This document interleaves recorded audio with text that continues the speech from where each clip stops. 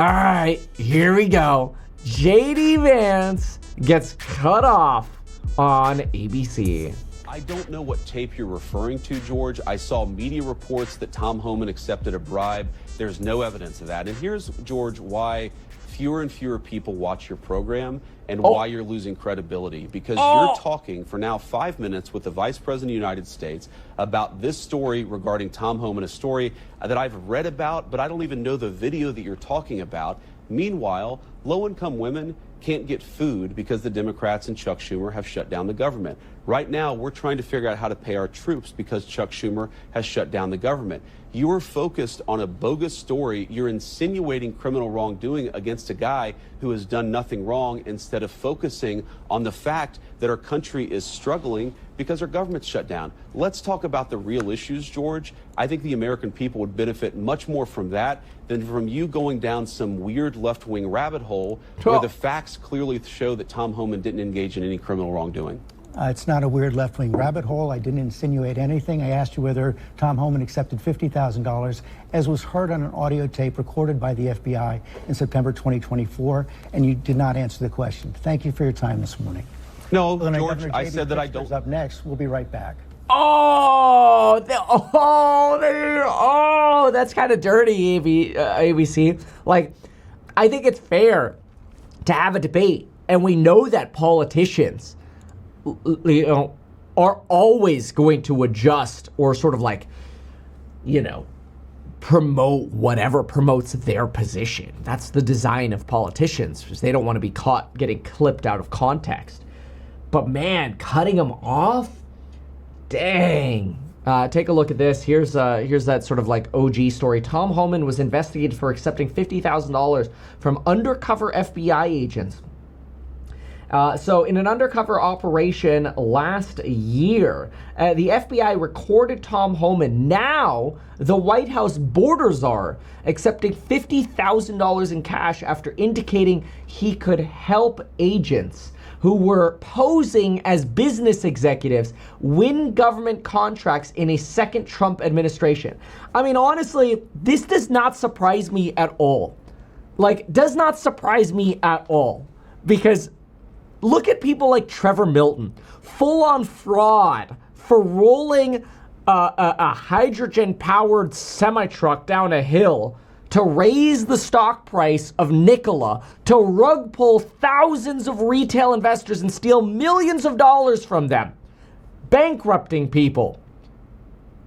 And they convinced JP Morgan to call Nikola the story stock that should be bought while it's at all-time highs. This is insane. Those are the people who get pardoned by Donald Trump because, well, he donated a couple $1 million to Donald Trump's re-election campaign. That's wrong. The fact that insiders can set up shorts that liquidate other Americans, like this guy, Rax, got fully liquidated at $400,000. Stops were in place, but dump was so quick they didn't trigger. This is because it's crypto. It's much more volatile. You got to be careful with stops in crypto. So he writes, I've thought about taking my own life multiple times since getting fully liquidated. I can confidently say my mom saved my life by answering my phone call at 3 a.m. on a random Saturday. I owe my life to my Lord and Savior, Jesus Christ. But it's not just this guy. We got the other guy over here as well. I bookmarked this. Look at this. $9 million. Today was the worst day of my life. $9 million gone instantly. You see all the big wins on social media, but it was me, overconfident, overexposed, and the market did what it always does, reminded me of who's in charge. Is it the market, or is it just pure play insider trading, because that's just what's happening inside the Trump White House? I gotta send the Truth Social. She made mistake. Meanwhile, open crypto wallet, set up shorts, bet a few nominal $1 million and turn it into 100 mil, rugging everybody else. And that's how people lose faith in America when you get this kind of nonsense going on. So honestly, if this is true, we don't know that it's true, right? But if it is indeed true that the current White House border czar accepted $50,000 in cash, indicating that he could, help out the Trump administration, if that's true, it doesn't surprise me, because I think there's a lot of corruption that's going on in DC right now, and it's disgusting because it destroys the institutions of America, and in the next crisis, it's going to make it a whole lot harder for foreign countries to actually want to keep investing in America, because if you could get rug pulled, by fraud, and nobody's going to investigate it because, we basically fire all the regulators, well, that's scary. FBI and Justice Department planned to wait and see whether Homan would deliver on an alleged promise once he became the nation's top immigration official. But the case indefinitely stalled soon after Donald Trump became president in January again. What a surprise! What a surprise!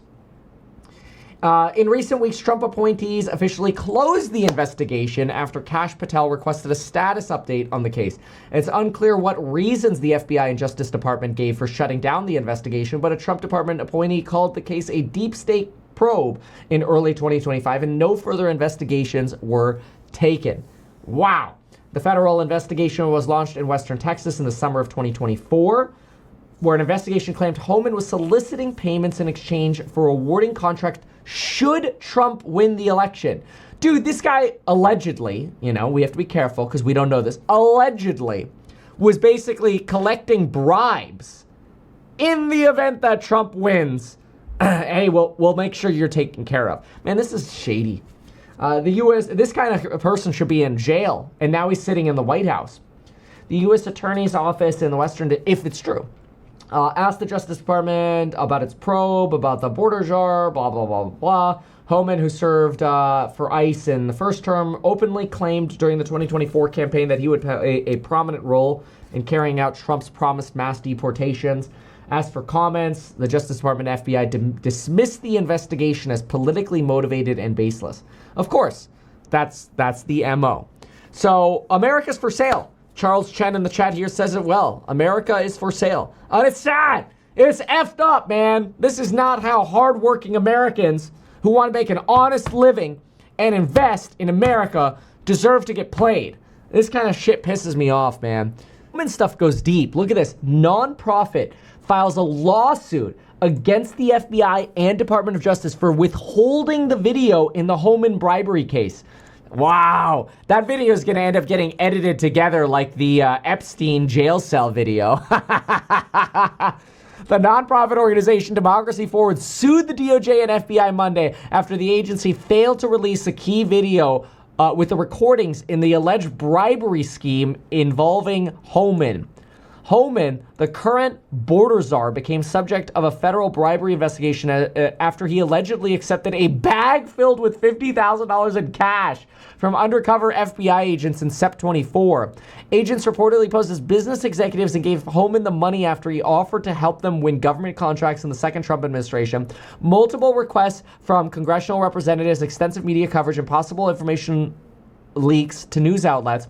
After all of this, the DOJ and FBI have not released the video showing Homan received the cash.